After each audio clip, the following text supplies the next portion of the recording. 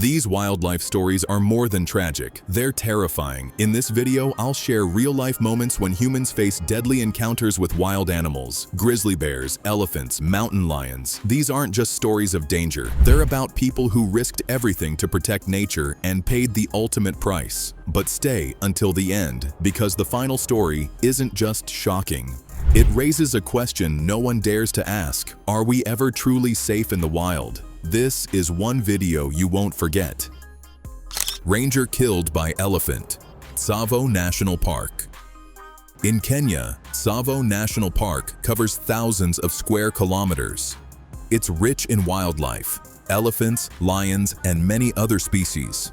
But it's also a place where animals and people sometimes come into conflict with tragic outcomes. In 2006, a veteran ranger named David Ochieng lost his life while doing what he had done for years, protecting both people and animals. David knew Tsavo better than most.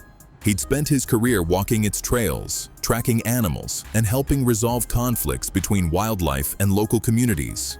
He was calm under pressure, deeply committed, and respected by those who worked with him. That year, reports came in about a lone elephant near a nearby village. It had strayed from its herd and was agitated, possibly after a run-in with humans or being separated from its group. It wasn't just a nuisance. An elephant that size in that state could be deadly.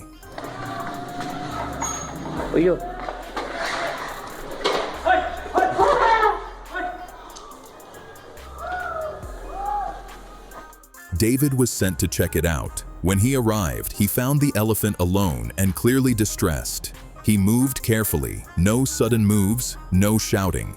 His goal was simple, to guide it away from the village and back into the safety of the park. But wild animals don't always respond the way we hope. At some point, the elephant saw David as a threat. Without warning, it charged. David had almost no time to react. The elephant struck him with massive force, tossing him to the ground. The injuries were fatal. By the time other rangers and villagers reached him, there was nothing they could do. His death was a heavy blow, not just to his colleagues, but to the larger ranger community across Kenya. These are the risks they face, often with little recognition, little support, and few resources. After the incident, Tsavo National Park reevaluated its safety protocols.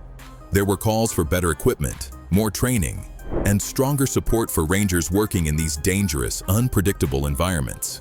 Today, David's legacy lives on in the work of the rangers who followed in his footsteps. Men and women who still walk into the wild every day because someone has to. Because without them, places like Tsavo can't survive, and neither can the animals that call it home. Timothy Treadwell, grizzly bear attack. In Alaska's remote Katmai National Park, surrounded by rivers, glaciers, and endless forest, one man chose to live among some of the most powerful predators on Earth, grizzly bears. His name was Timothy Treadwell. To many, he was a passionate environmentalist. To others, he was reckless. But to himself, he was something more, a guardian of the grizzlies. He was one of them and gave up drugs and never touched them again. He started returning every year, documenting his encounters with the massive bears in videos that soon captured the attention of the media. For 13 summers, he camped alone, sometimes with his partner, deep in bear territory. He filmed them up close, studied their behavior, and believed he had formed a kind of connection, one built on trust. Treadwell didn't just observe these animals. He lived with them, named them, spoke to them. His goal was to protect them from poachers and to show the world that bears, if respected, could be understood and even befriended. But the wilderness doesn't work like that. In October 2003, as the season turned cold and food grew scarce, Treadwell returned to the park with his girlfriend, Amy Huguenard. It was late in the season, too late, many would say. Most rangers had cleared out. The bears were entering their most dangerous phase, fattening up for hibernation. They were hungry, unpredictable, and on edge. Treadwell and Amy set up camp in an area they'd used before, but this time, something was different. A large male grizzly, one Timothy had not encountered before, wandered into their camp, likely drawn by the scent of food.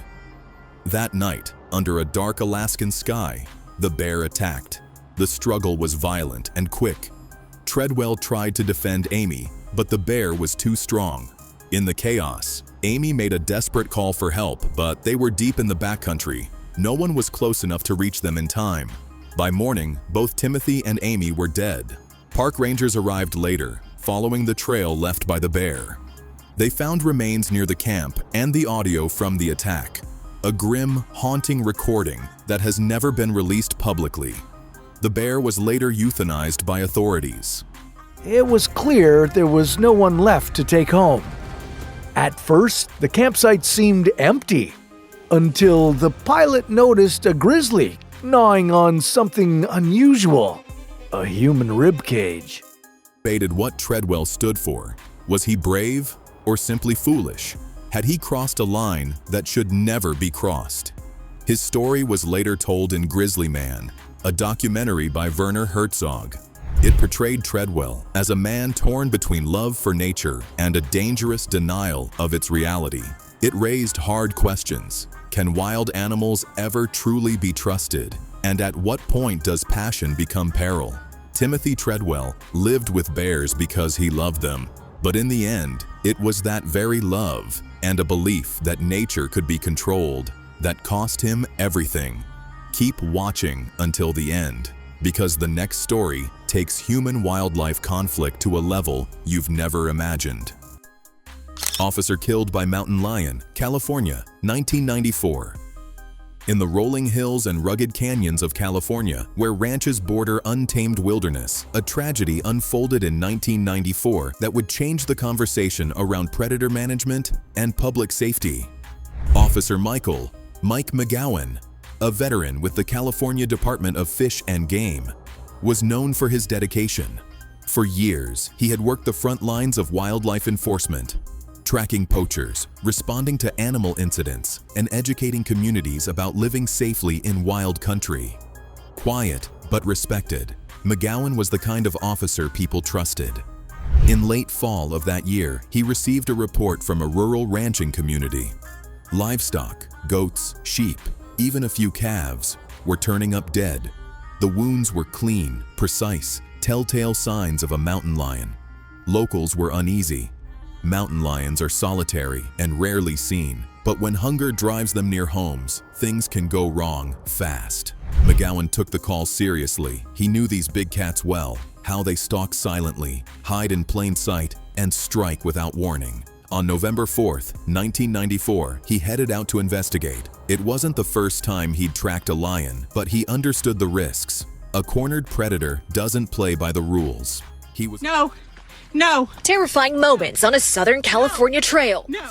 He was alone that morning, hiking through steep, brush-covered terrain in the San Gabriel Mountains. He followed signs, paw prints in the soft dirt, a partially eaten goat, drag marks leading into dense scrub. Then he spotted it, a mountain lion, roughly 80 to 90 pounds, crouched in the brush. At first, it didn't run. It held its ground. That's when the situation turned. Suddenly, the lion charged. McGowan likely had seconds, if that. The cat closed the distance fast, claws out, jaws locked on instinct. He fought back with everything he had: fists, tools, voice. But it wasn't enough. The attack was violent and overwhelming. By the time help arrived, McGowan was already gone.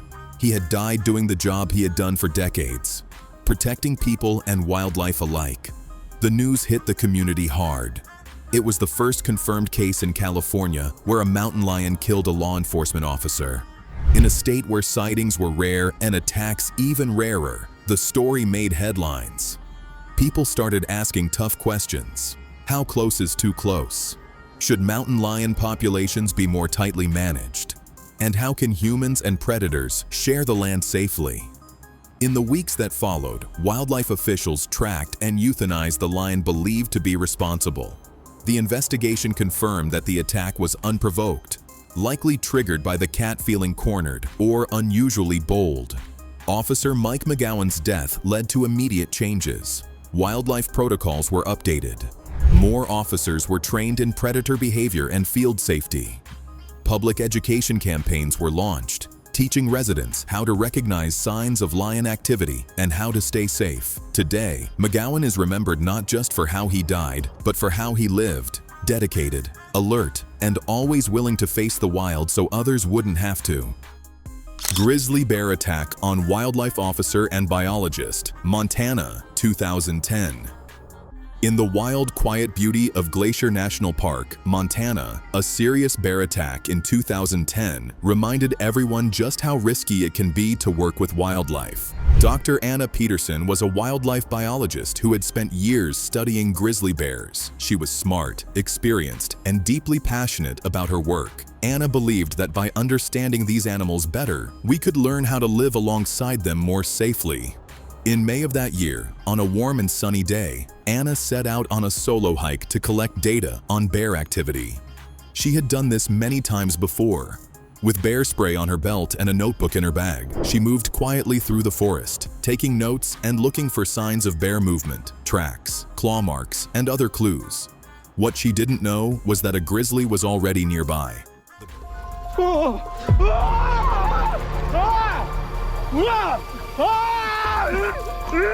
The bear, likely resting or feeding, didn't see Anna coming until she was too close. Startled, it reacted on instinct. In a flash, the bear charged out of the brush. Anna had only seconds to respond. She knew not to run. Running can make a bear chase you. Instead, she stood her ground, raised her arms, and yelled, trying to look big and loud enough to scare it off. But this bear wasn't backing down. It hit her hard, knocking her to the ground. The attack was quick and violent. Anna fought back as best she could, but the bear's strength was overwhelming. She was badly injured. Thankfully, Anna wasn't alone in the area. Other researchers working nearby heard her screams and ran to help. Their shouting and presence scared the bear off before it could finish the attack. They called for emergency help right away. Anna was airlifted to a hospital with serious wounds, but she survived. The news of the attack spread quickly, not just because it was shocking, but because it raised an important question. How can even the most prepared people stay safe when working so close to wild animals? After the attack, Glacier National Park reviewed its safety rules for researchers and staff. New guidelines were created, like working in pairs, carrying radios, and always reviewing bear safety before going into the field. Anna's story became part of those lessons. Despite everything, Anna didn't walk away from her work. Once she recovered, she went right back to what she loved, studying bears and teaching others how to respect their space. Her experience became a powerful reminder. Nature is wild and unpredictable. Even experts can find themselves in danger. But with better preparation and a deep respect for the animals they study, researchers like Anna are helping us all learn how to live more safely in their world. These stories remind us that nature is powerful, unpredictable, and sometimes unforgiving. But behind every tragedy is a person who dared to protect or to live alongside wild animals. If this video made you think or even question how close we should get to the wild, don't forget to like, subscribe, and share it with someone who needs to see this. We've got more real, gripping stories coming soon, so hit that notification bell so you never miss an upload. Thanks for watching, and remember, in the wild, respect isn't optional, it's survival.